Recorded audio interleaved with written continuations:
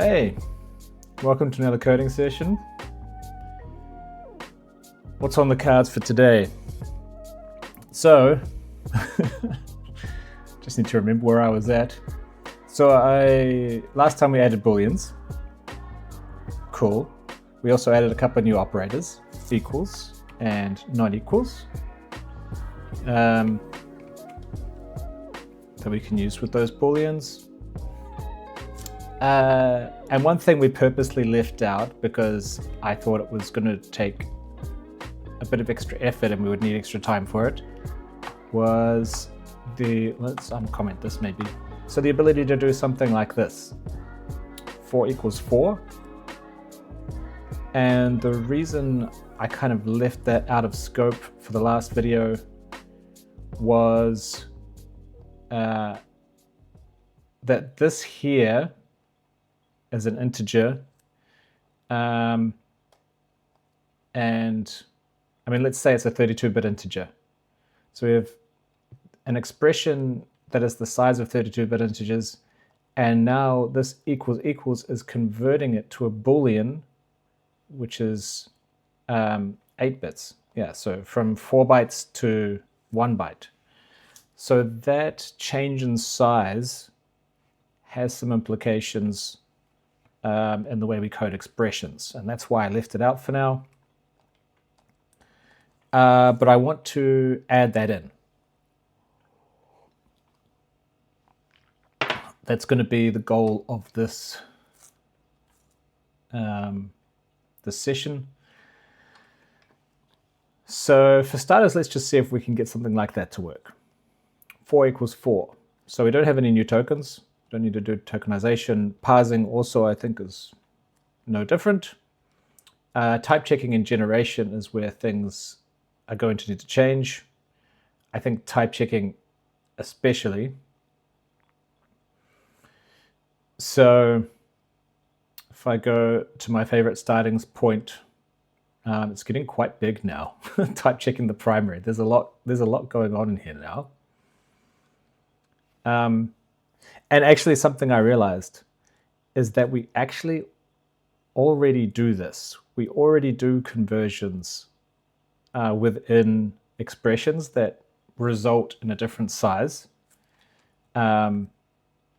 This here is an expression. The original variable is, it's 8 32-bit integers. And then we add this onto the expression, that converts it to a single integer. So that's obviously much smaller.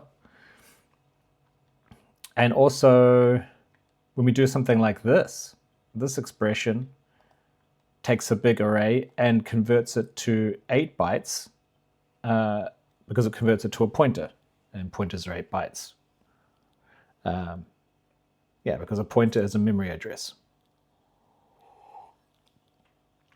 The memory address of the actual array. So we are actually already doing it, and I think not really accounting for it properly. So that's what I want to try and resolve here. Now, maybe we'll start in type check expression 1 to be more exact, to begin with. So this is where we type checking our expressions. So this part here is considered an expression and it's going to go into here. And we have an equal node, so we're not going to go into there. We're going to type check either side. They're both going to resolve to number because that's how we do it.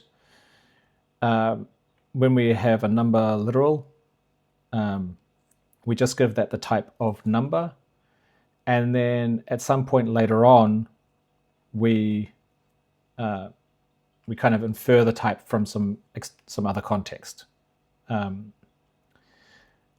So that's an interesting thing already, isn't it? Because where is that extra context here? How do we know what kind of number that is?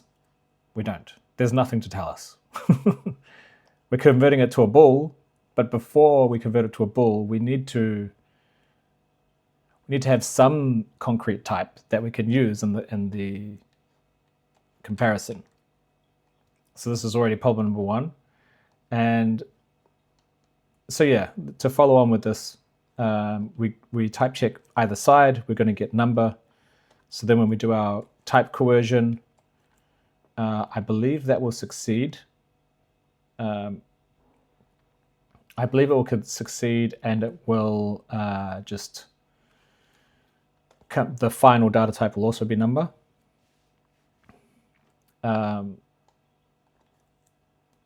So this part here is already in this context wrong, because the node that represents this operation should have a type of bool, and here we're this is that node. This node is like the node of the overall operation, or the binary operation, and we're setting it to number here. Left and right hand side node can be number, that's fine. And now we're doing some checks to make sure that based on these data types, and I think also based on the kind of operation we're doing, that it is a valid operation. And I think some of these checks are going to need to change. So we can't use arrays as operands. That's still fine. Here we're saying that if the resulting data type we got is a numerical data type, which it should be, number is, and we have equal or not equal, here we're saying that's invalid. So this was us preventing this, basically. So we want to not prevent that anymore. We want that to be valid.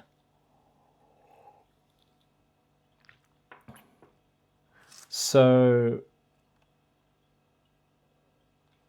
I think instead what we need to do is actually say, okay, the result of that is going to be a bool with length 1, and it's not a reference. So just basically this is just a long-winded way of saying the result is a Boolean. I mean, I guess it doesn't even matter whether it's a numerical type or not. Yeah, I was going to start saying we need to handle cases of other types, but no, we only have numerical types and Booleans so far, so let's keep it simple. I kind of don't like it that it's inside this error handling flow. So I think what I'm going to do is go like this. Maybe just as simple as this. And maybe we'll even just do this. Right? And take this out. So now we're saying, if it's equal or not equal is the type of operation we're doing, excuse me, then the result is a bool. Otherwise, the result is the same as the operands. And now another thing we need to do, well, I guess first let's just continue checking what's going on here. I haven't looked at this code for a little while now. I took a bit of a break for a week, so I'm just have to remember what I did. So now we're saying if the operation is a Boolean operation and it's not equal or not equal, that is also a problem. And that's true. You can only do equal or not equal with Booleans. And I think it's good that we put this here. Well, yeah, I think it's all fine. Okay. Now, the extra thing I think we need to do here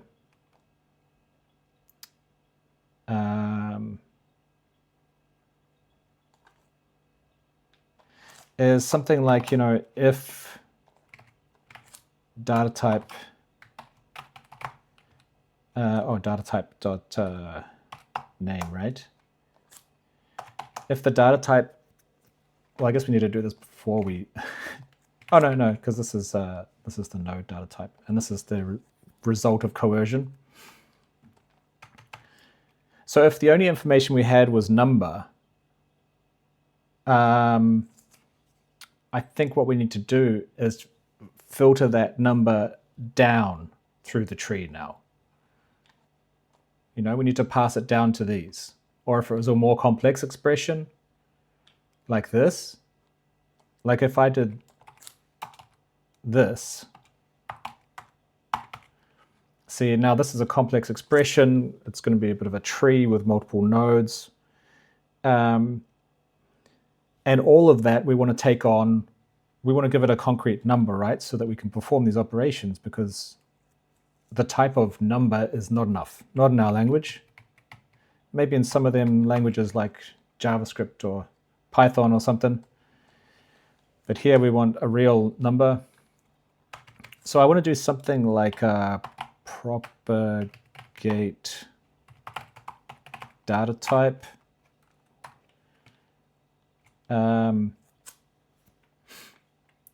And I think I want to pass in the left-hand side node. Is this a pointer already? Yeah, the left-hand side node. And the data type I'm going to pass in, I think I'm just going to use i64. I'm just going to assume, you know, the largest data type. We'll do the same for right-hand side node. So the idea of this is that we'll just filter it all the way down and apply it to all the nodes so that we have proper data types to use when we go to generation. So let's go to the bottom of the file. Do you want to go all the way to the bottom? Yeah, whatever. Propagate data type.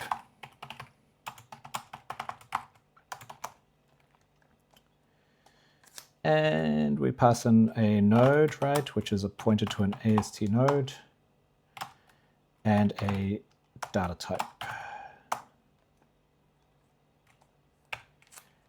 And then we just say node.datatype equals data type, and for child node in node.children propagate data type. So we're just going to recursively go through all the nodes and apply it. And I think here I'm going to need to do this and this for it to be happy. There we go. So that's our propagate data type. Yeah, so if we come across a binary operator that is Boolean, we do this. I'm just trying to think if this logic really is the right way to express it. Does that make the most sense? If we're doing a Boolean operation, then we force that, you know, yeah, the data type of the operation is Boolean. And furthermore, if the operands were just a number, we need to give them a concrete type. I think that's fine. Otherwise, we just do the usual. Okay, but the interesting thing there is that then we don't want to do this outside of the else, because that would override this, which we don't want. And if the data type is not number, well, I presume that means that they were some sort of, I mean, number is the only data type that's not valid. And from the bottom, it's not possible to come up without any type information. I think it's already established, right? Like when we do this type checking here, it will enforce that there is some type information, at least number. So whatever that type information was, if it was not number, is fine. Yes, okay. I think I've reasoned through this, and I think I'm happy that this makes sense. Then the other thing is that also, so the other thing is this expected data type. So if we're trying to do type coercion, and we have a complex expression, or maybe it's not even that complex. Well, even this operation here, right? So the expected is a Boolean because my bool is a Boolean. So that's what we're expecting the result to be. And these operands are number, right? So currently, if we do this type coercion with a number, Boolean, it's going to fail because those types are not compatible. So I think another change we're going to have to do is we're going to have to take this out. And at this point, we're just concerned with making sure that the operands are compatible with each other for the operation. You know, and this kind of type checking in here makes sure that also that operation is compatible with that kind of operand. Now, I think expected data type is not actually used anywhere else. I think we just pass it around. I think we just pass it around for that use case that I just stripped out. So I'm just going to get rid of all of these expected data type references. And this one here. And this one. What do we have down here? Okay. Oh, here's a couple more. Okay, because we don't need it anymore. This top level, so this is when we do the top level of the expression. This is kind of the entry point of expression type checking. And this is where we first get the expected data type. This is where we do want, like once we have checked all of the internals of the expression, we do want to make sure that the root node of the expression matches the data type that we're expecting. So this is where we check against the expected data type. Okay. Now, because we took that out, that has another implication.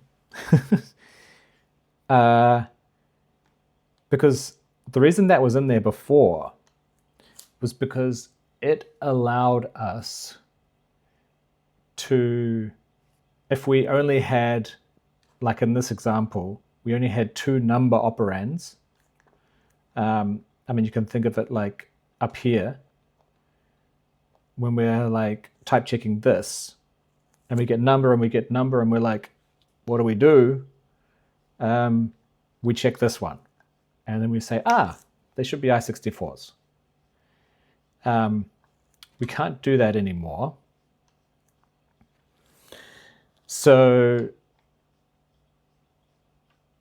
as a result, what's going to happen is, like when we evaluate this expression, we're going to go through the whole tree and we're going to do all this type coercion and we're going to say, yep, it's number and number, it's okay, great.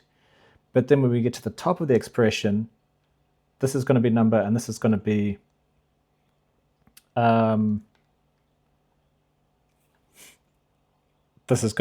I64. So then we can't just say, okay, set the root node to I64. We need to say trickle I64 down, right?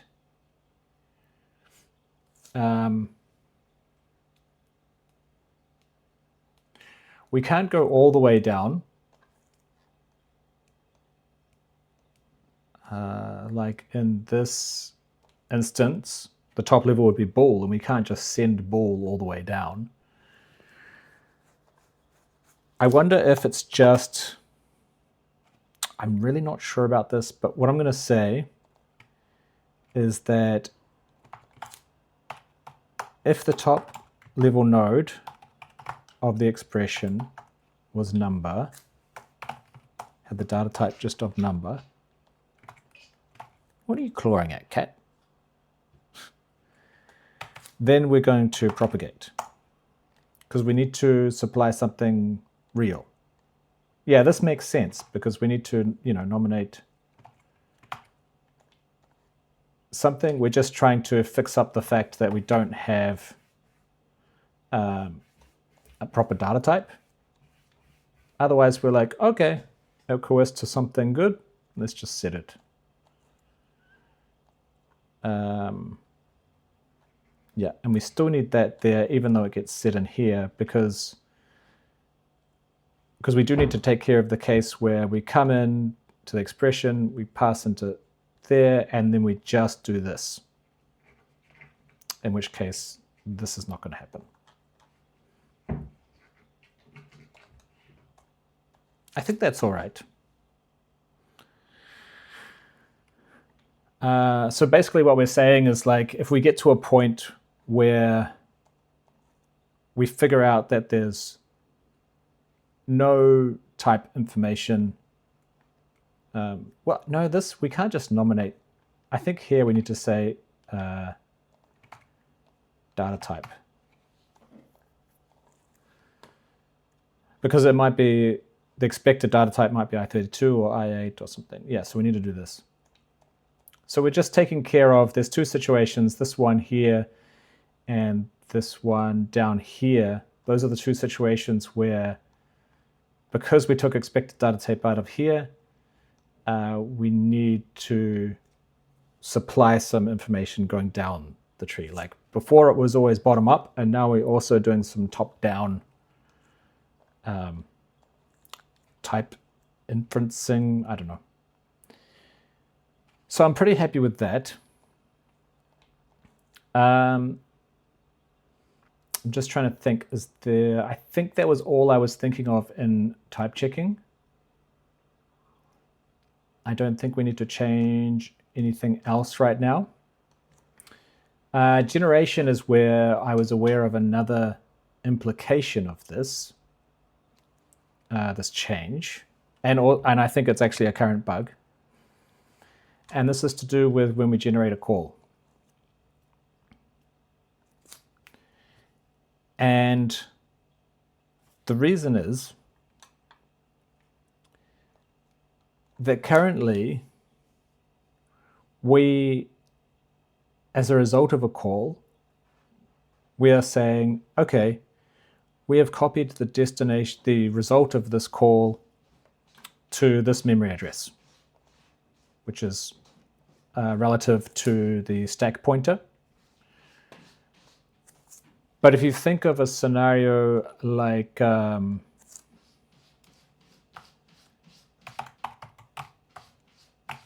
do A, do B. I don't know if you can hear this cat. I'm not sure what he's up to. But if you do like do A, do B, then, so now we have two procedure calls. That was the main thing I wanted to get across. And after the first procedure call, we say, okay, I'm putting my thing in this location relative to the stack pointer. Where as part of the call also, I'm allocating on the stack, and then deallocating, and then putting my thing here. So the stack pointer is the same as where it was before. Great. Now we do another procedure call, which also allocates stuff on the stack, deallocates stuff on the stack. So the stack pointer has gone back to where it started again. And then again, this guy says, hey, now that we've done all that, I've put my result relative to the stack pointer. And the problem with that is that those two things may have collided with each other. They may have written to the same location in memory. And that's not nice. No, sorry, I'm getting a bit ahead of myself. The problem we have here right now, I was already talking about a problem that we're going to have in the future. The problem we have right now is that we're copying to this destination, which is supplied to us. That's the immediate problem. When we're finished, we copy to this destination. And what is that destination? Well, here's where we pass it in.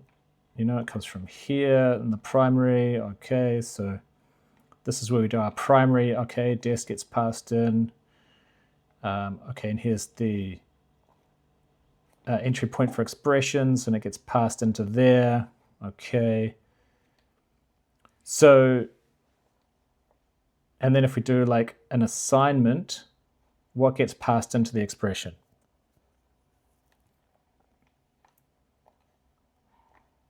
That's the memory location where our variable wants to go. It's the memory location which is the result of the expression. Okay. So the destination that gets passed down to the procedure call as a place to put the result of the procedure call is the location of this bool.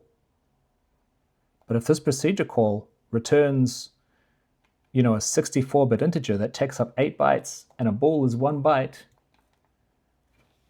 then what happens? Let me try and find the place. Did I go past it? Oh, I'm in the wrong file. Then what happens?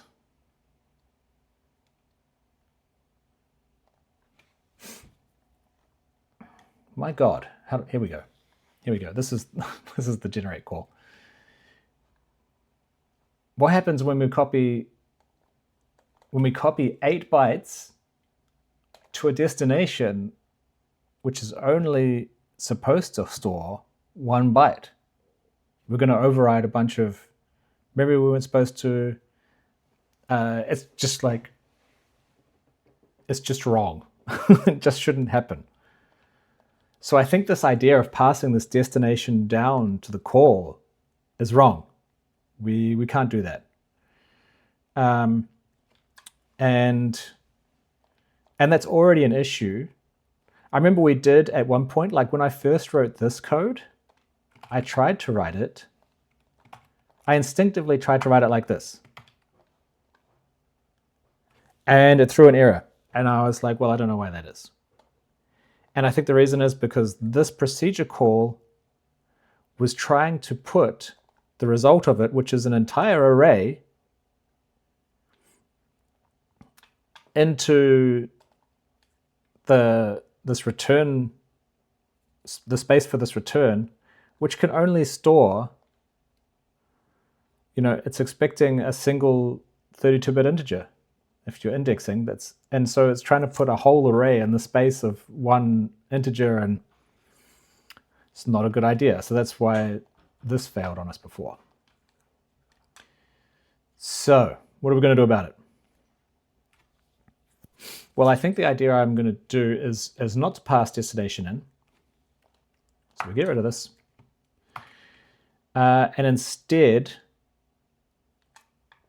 I want to keep this allocated. This is the return value. So this is where, so before the procedure call, we allocate some space for the return value, right? And I want to make sure that this is still in the stack, not deallocated, so that we can just refer to that directly. And then at the end of the expression, we'll clean up the stack. That might not have made much sense, but hopefully when we move through it, it will make more. Let's see. So another thing I'm going to do as part of this is I'm going to put this at the top. I want to put the return value on the stack first, and then the parameters. So before I forget, that does mean that when we generate our procedure, we also need to say that this return value is first, because this is creating the references to all of those things for within the procedure. So it needs to know that the return value is first. And the reason I want to make that first is because then when I deallocate, I want to be able to skip this. I'm going to make it optional. I'm going to say deallocate return.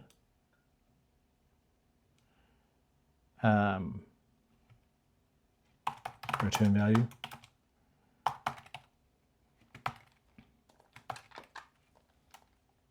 Just deallocate return, it's fine.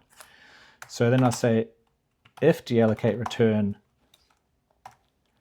then the return contributes to this call stack size thing.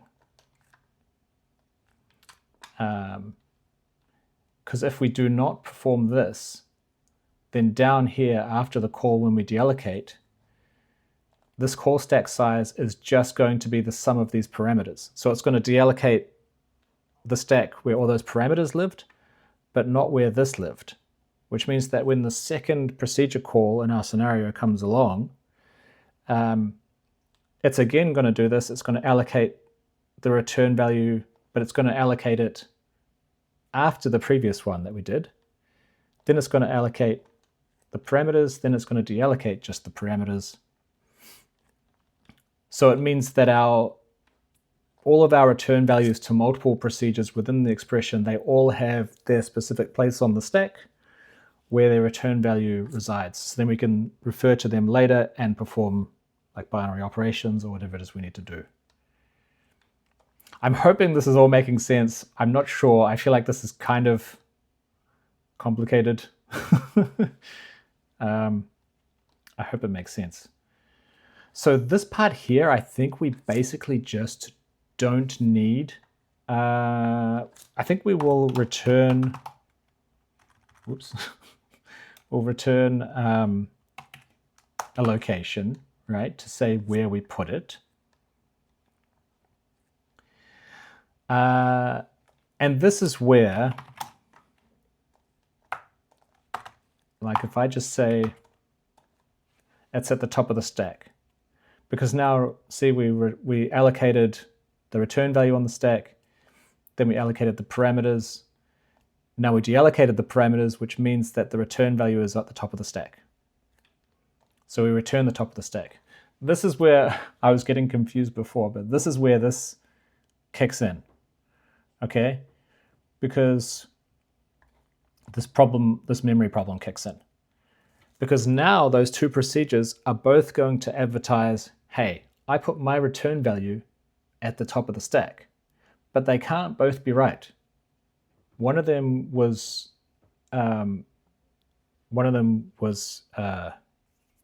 processed, executed first. The other one was executed second, and the one that's second, it's going to have its memory on top of the stack, and the other one's going to be below. So we can't just say, hey, it's at the top of the stack. What we need to do instead is we need to copy this memory address into a register, and then we can refer to that register as the pointer. And by doing that, it means that we're not relying on an offset from the top of the stack anymore. So let's do that. So hopefully it makes sense. I feel like that's my motto for the day, is like, I hope this stuff makes sense.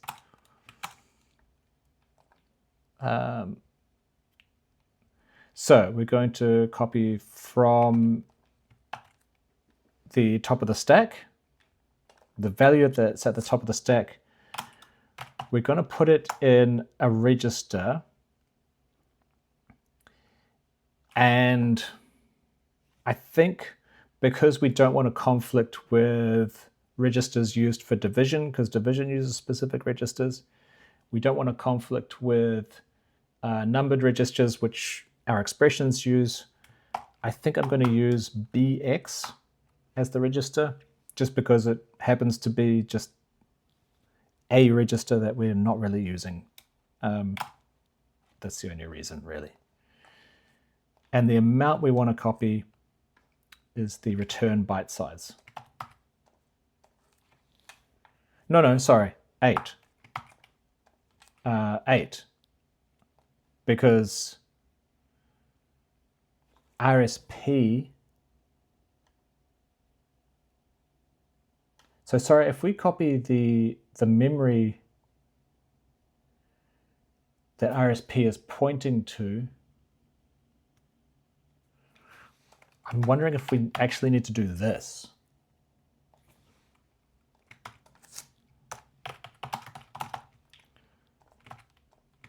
Something like this.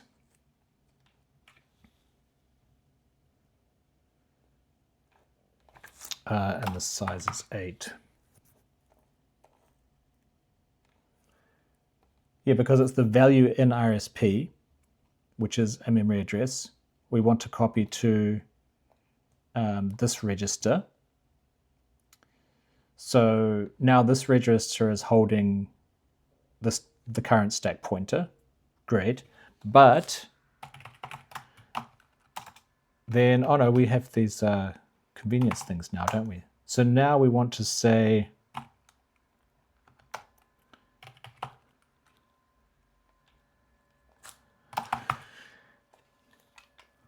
I think like this. So now we want to say that we want a memory location, which is this destination register. So this destination register is a pointer to our memory, our return value. I think that's it. That's going to avoid that problem where everyone's saying, hey, I'm at the top of the stack, and people are not right. Now, this is also, I think, going to be an issue. Oh, so we cut this out. I think this is also going to be an issue here, because this is the one other place where this identifier is also saying, hey, this is where I am relative to the top of the stack. But then when we do these calls and we allocate return values, the stack pointer is going to move, and this is not going to be correct anymore. So I think we basically just want to do the same thing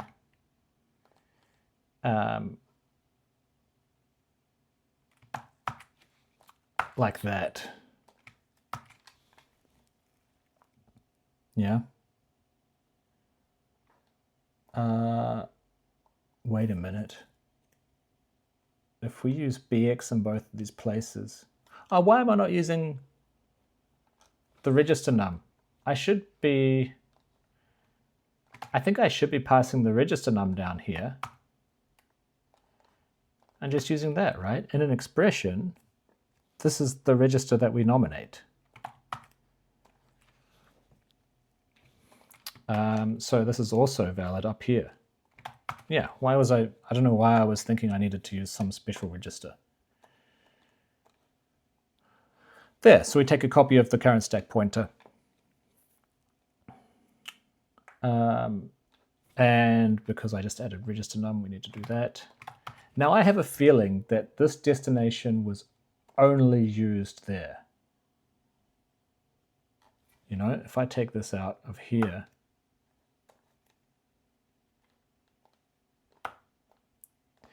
this is just primary calling itself. You see, like it's not used anywhere. And I don't think it's used anywhere in here either. Well, it is used here, as it's kind of like a default destination.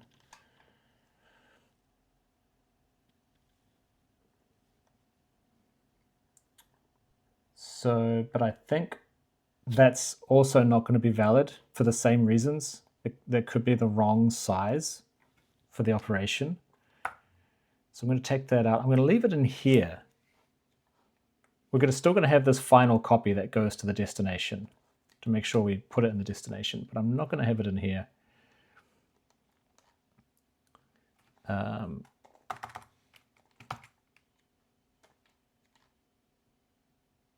What's going on here? We didn't put a comma.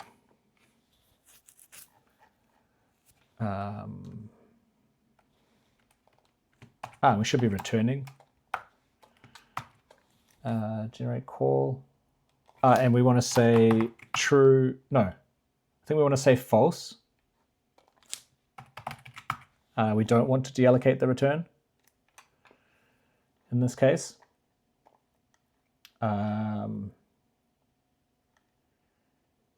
So we don't need dest anywhere. And although it's not ideal when it comes to copy to register, data size.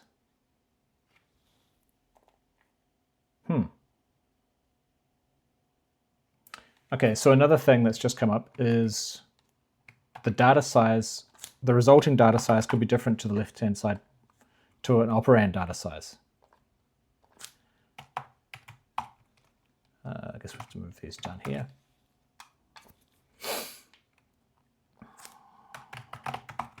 Maybe call that result.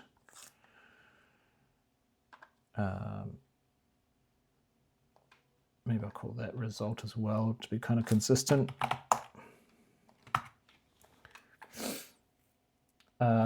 So here we're talking about the result. So we're copying, I mean, that doesn't really make sense, does it?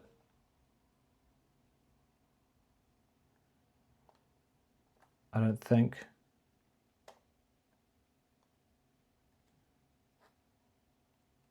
Maybe we just say the result is, the position of the result is register, is a register with result data size.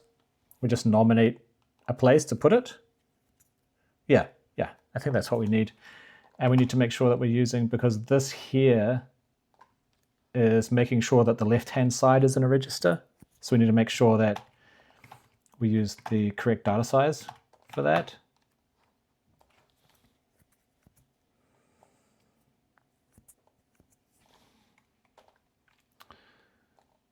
So this is, I mean, if we're doing a divide, we're talking about numbers and they must all be the same size.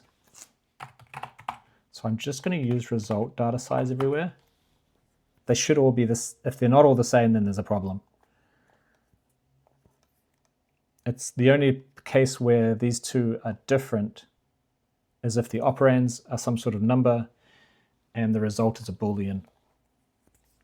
And I think our comparison still stands. It's still, yeah, I think it's still totally fine the way we compare. It doesn't matter whether it's Booleans we're comparing or integers. I think it's all the same. We're just comparing registers, really. So we don't pass dest into there anymore. But one thing we do need to do here,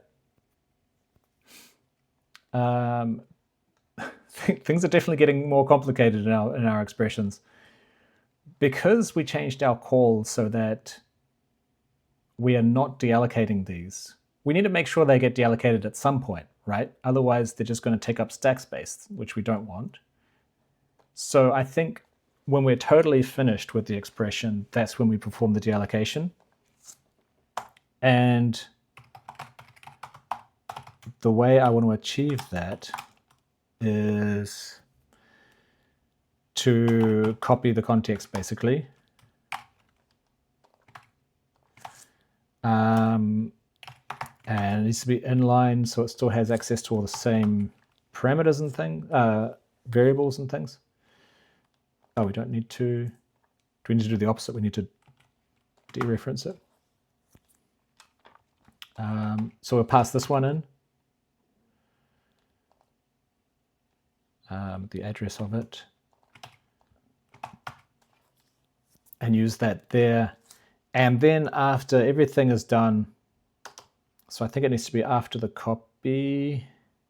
Yep, that would make sense. After the copy, we want to deallocate. No, we don't need to actually do a deallocation. Sorry, we do. We do need to do a deallocation. So size and context.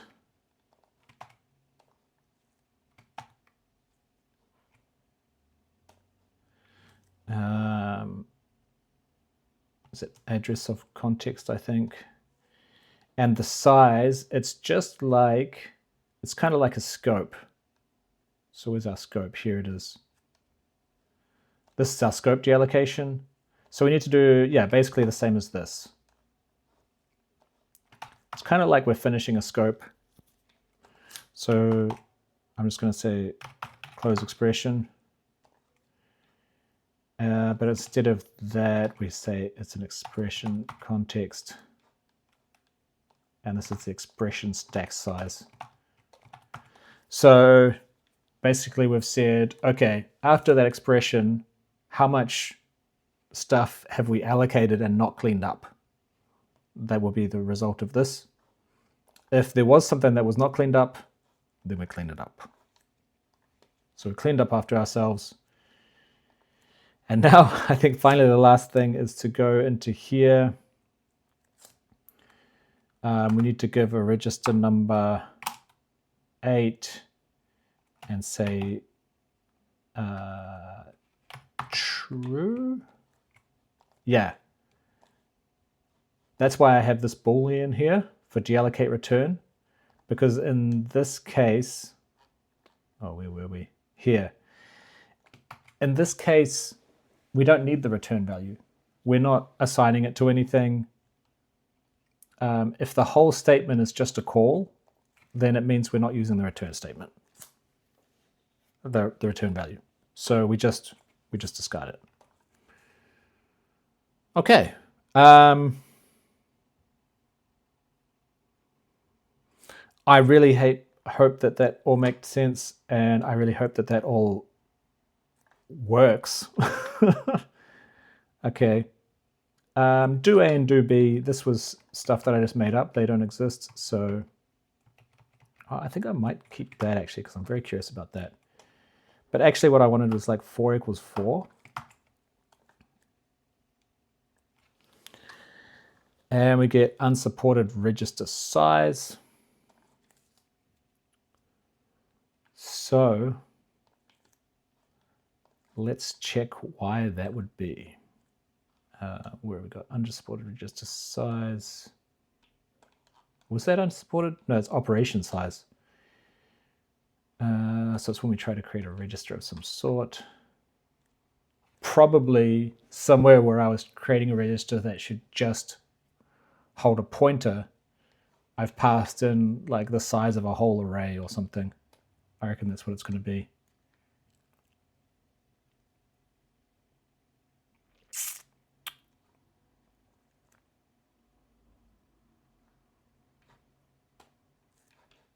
Create register named. So I'm creating this register. So I put 0 here. I think just without thinking about it, I thought that was like the offset, but actually that's the size. So these are all 8s because these are all, you know what? I think I should really make that a constant address size. That's what it is. A lot of the time when I refer to these 8s, let's just see if that works, but that's still got unsupported register size.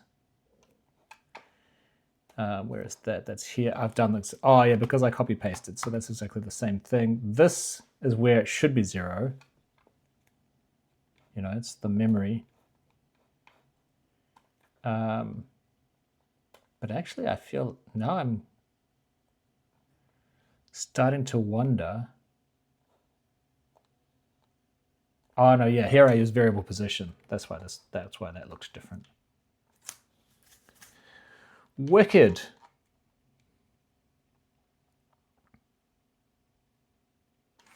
RRSP not defined.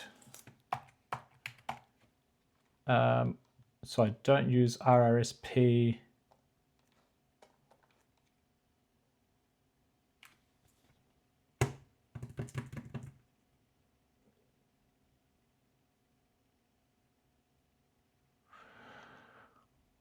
The reason it would be creating RRSP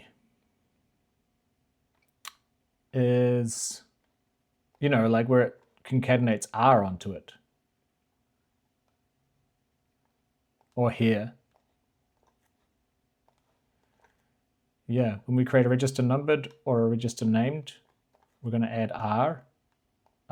So probably this is just the stack pointer. That should just be like that.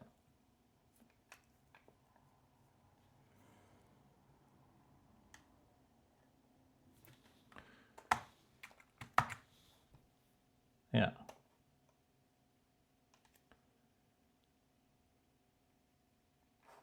process finished with code 1, which sounds bad, but actually 4 equals 4 gives the Boolean 1, returns 1. So I think that's correct. So if we go to after our for loops, that's where we normally do our tests. Need to fix up this code, I think, because there's just so much code in here. I think a lot of it is like just not relevant to what we're doing right now.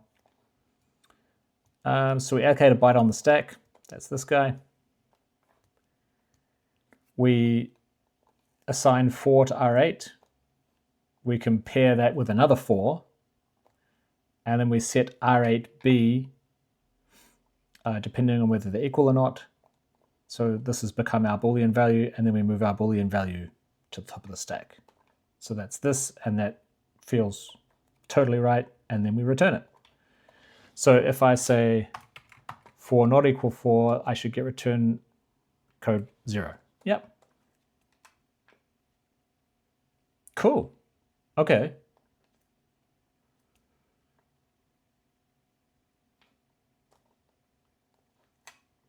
I'm a little bit wondering, so if I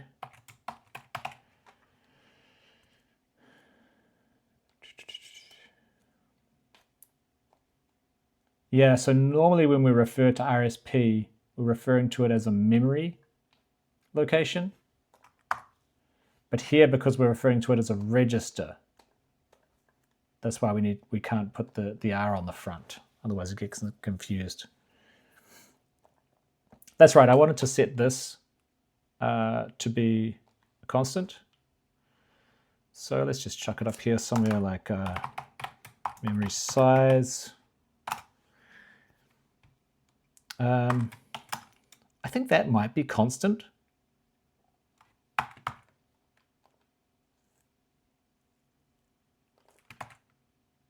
Is that what that is? Like if I go memory size equals 4 now, can it assign to memory size? Yeah. Okay, good. Now, where are all the 8s? Give me all the 8s. These ones are fine. I feel like I'm missing some somehow. Okay, let's just keep going. That one's fine. Put it there, so just that's the same as everything else is formatted now. Okay, account for the instruction pointer. The instruction pointer is a pointer. That's the size of the memory address. Generate call, so this is actually saying 8, which is the first numbered register, so that's something else. This is also getting the numbered register 8. Yep, these are all just numbered registers.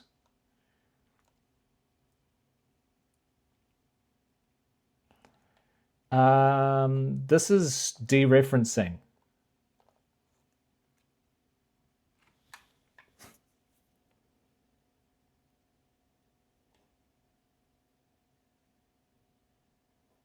So, and this is using it, these are sizes. These 8s are sizes, which makes me pretty sure that they should be memory size. This again is a register number. Register, this is for referencing, so I'm creating a reference, creating a memory address. Dereferencing, so I'm just moving it into a register first, but that should be a memory size. Yeah, this is all referencing stuff, so I'm pretty confident.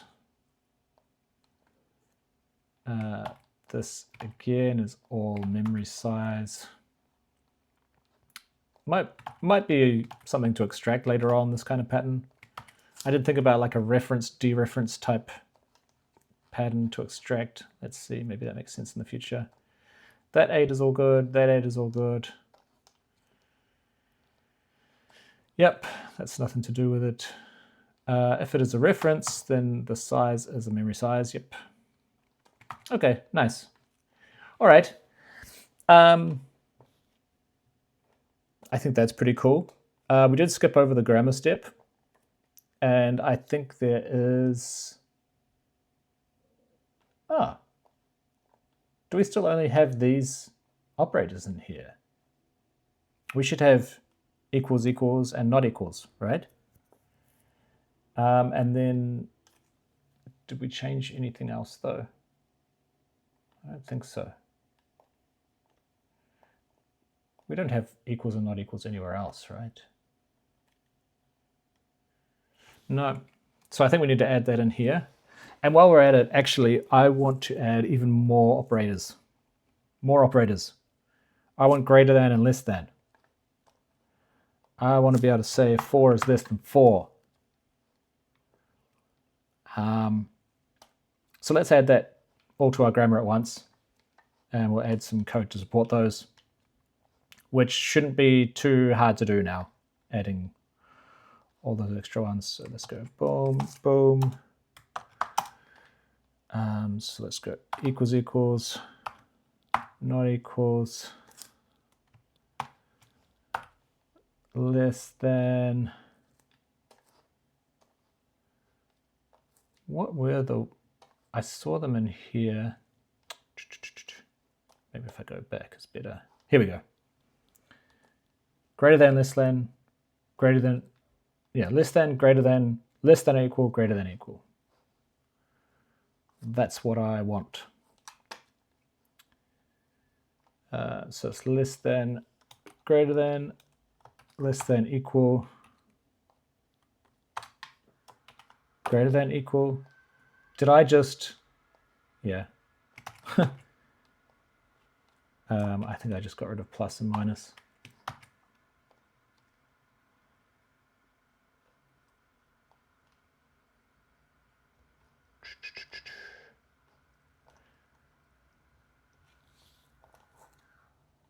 I'm a little bit...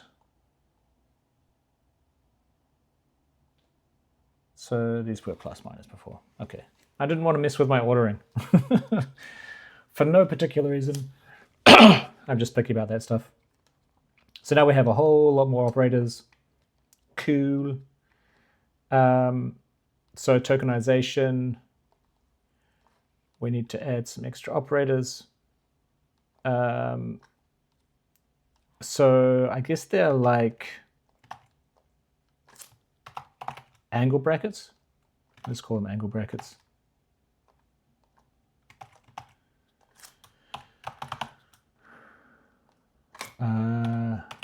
Is it equals?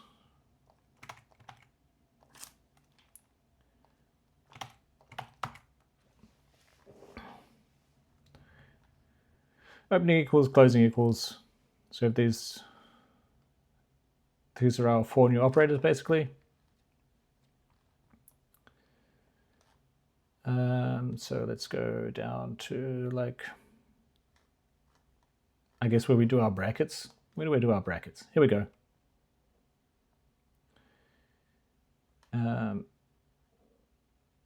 So let's copy the square bracket stuff and make some angle bracket stuff.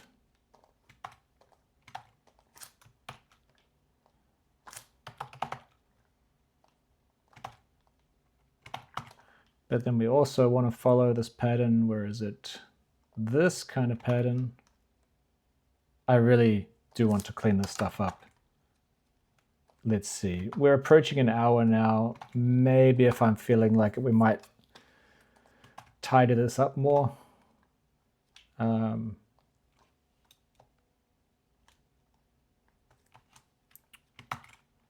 well. Yeah, I think that's equals was what I was hoping for. So I think this is just, that's it.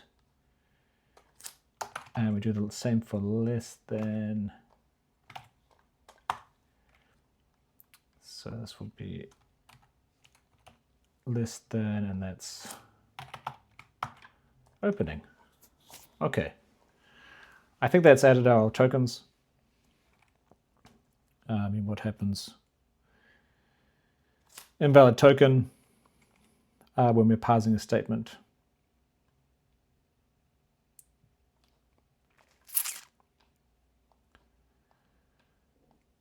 when we're parsing a statement? Probably because in our parsing, we don't even know. You know, we have these utility functions that we added to before. We need to add more. We need to add our new ones. So, was it opening angle bracket, closing angle bracket, opening angle bracket equals, closing angle bracket equals, and then I think we also need to take those 4 and add them to the lowest precedence. So they get evaluated at the same time that these equality ones would. And then in here, we need to map them to some node types, which we have to make.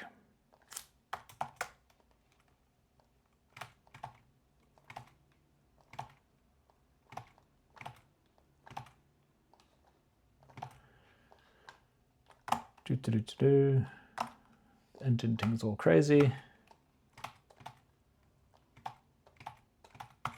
So the node types, I guess, will be less than, greater than, less than or equal. So this is what they mean, right? This is their meaning. This is the literal combination of characters. And this is what they mean in this context, in the context of an expression. Okay.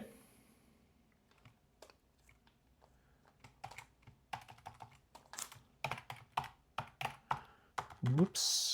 So we need to add them here, less than, greater than.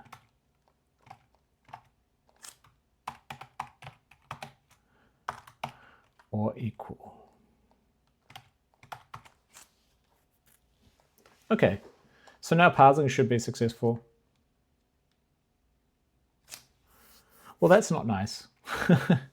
But I think I've come to learn now that that is usually because something we haven't accounted for a certain node type, either in primary or up here. So in this case, we need to add it to this list. We need to add them because this is also, you know what?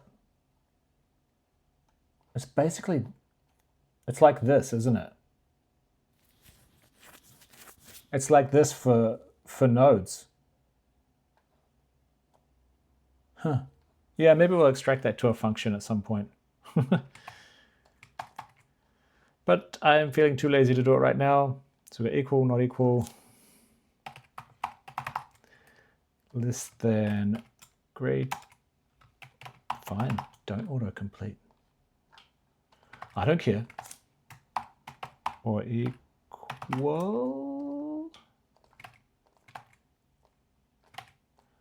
Greater than or equal. Yeah, we probably should extract it to a function because we need to do the same thing here.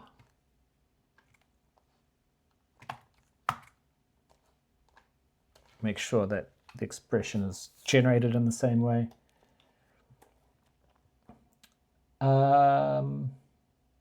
Is our type checking stuff this kind of conditions? Does this still make sense? Bools only work on equals and not equals. Yeah, you can't say a bool is less than or greater than another bool. And apart from that, I think it's all gravy. But this expands because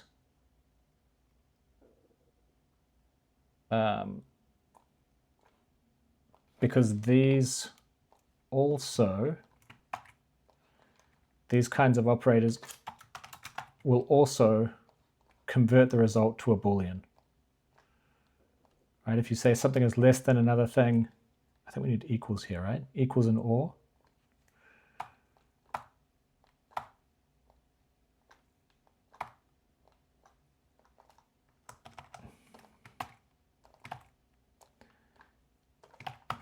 Yeah, if you say something is less than another thing, then the result of that is going to be a Boolean to say whether that, yes, it is less or no, it's not. So we need to add it there. Apart from that, I think everything should just like work fine as far as type checking goes. In generation, we need to add some more cases here to generate the correct assembly. So let's make some more of these. Less than, greater than, less than or equal, greater than or equal. Now, we need to have different sets. One thing I would like to mention at this point, I can't remember if I mentioned it before. So this is all the sets, and we have set CC. So then when we come down and see what CC means, I don't think I went into it before, but this terminology is important. Above, below, greater, less. And the significance is that above or below is for use with unsigned integers. Greater or less is for use with signed integers. We're using signed integers, so we want the greater and the less ones. So GE, for example, is greater or equal. I guess there should be an LE. LE is less or equal. L is less, and G is greater. So those are the extensions to set that we want. We want set L, set G, set LE, and set GE. I think that's it. I guess we should change these. Greater or equal.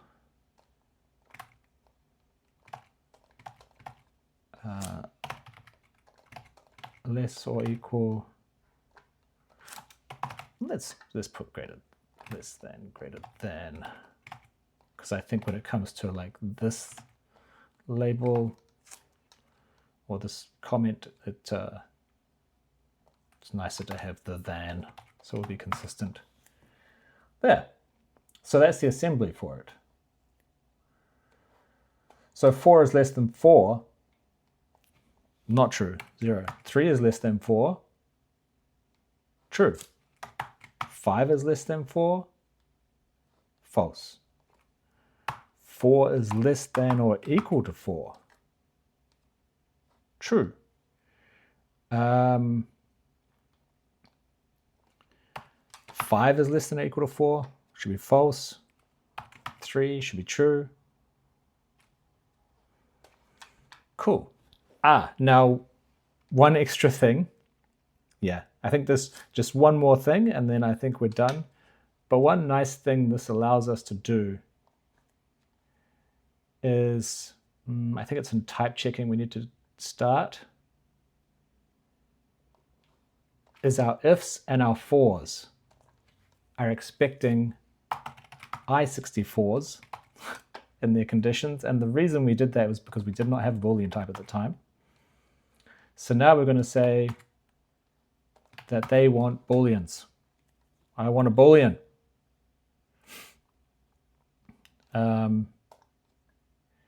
And I do think this is going to have some impact on generation, the way we do the comparisons. So if we go to generate if, maybe I should get this more out of the way. It's taking up so much space. It really doesn't need to, especially now that we have just this one click run. It only needs to take up like a tiny amount of space.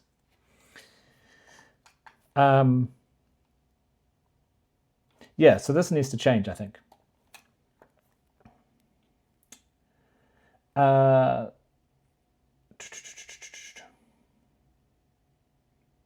So we generate an expression. The expression dest is going to be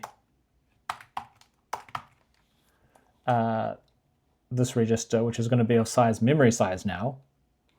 because the expression destination is always going to be a Boolean, right? Which I guess this has to be a Boolean, right? So maybe we just leave it. I think it's fine. So that expression will put the result in there.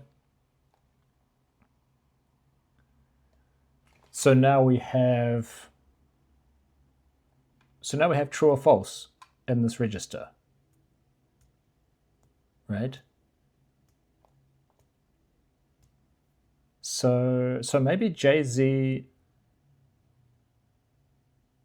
is fine. Well, I guess first we need to do a comparison or a test with it.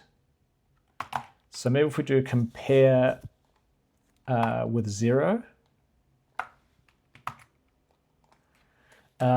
So we compare the Boolean with 0, and if it is 0, then that's false, and we jump.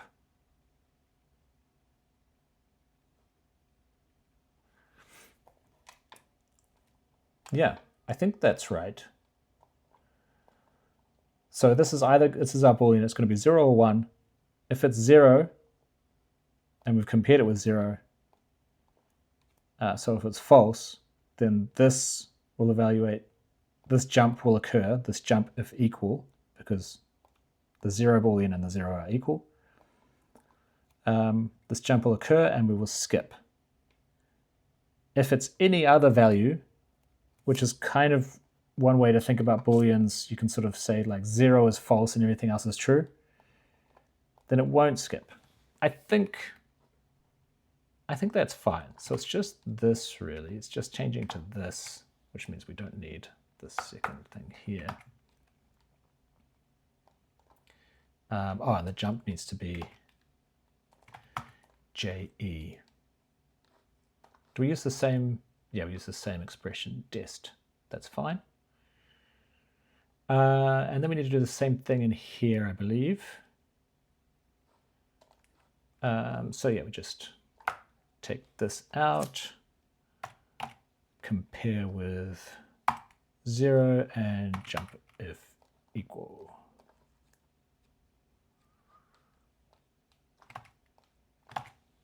Do the same here.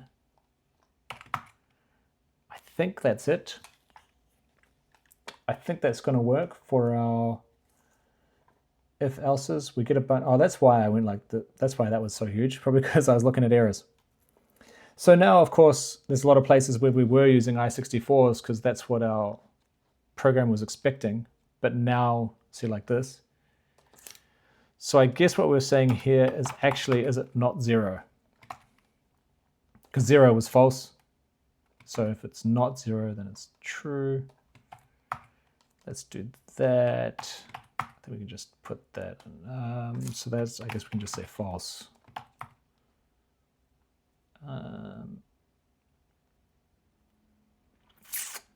And here, really, we want to say, like, is it greater than 0? Yeah, as long as it's greater than 0, then we loop. So this will be the same. Where else do we have ifs or fors? Here. This is also greater than 0. And something I also actually thought is we could say greater than 1, and we could take this out, because that'll reduce the amount of loops by 1. So that's nice. Was that all of them? Exceeded with code 1. Okay. Oh, we did change this, and I was curious to see if that would actually work. Exit code 5. So we put 4 into element 5.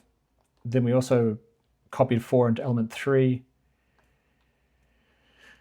Element 3 is the 4th element because of 0 indexing. So then we actually added 1 to that. So now it's 5. And then we return. And yeah, so that's totally right. And then maybe I'll just comment that out so that this... actually, maybe I'll comment that out as well. I want to test this, just to test the POW, because it's going to do the for loop with the comparison. And that's 64, which is 4 to the power of 3. That's 64. So the loop went fine. Cool. That's pretty awesome. We now have like Boolean operators. Like, I think that's pretty much Booleans fleshed out. I don't know if there's much more to them, to be honest. So I feel like we've got this side sorted of our assert. And next we're going to need to move on to this side, strings. Oh, this is the part I'm kind of dreading. I don't know. It's going to take a bit, I think. Strings definitely have some complexities to them. But we'll try to just do, some simple handling to start with.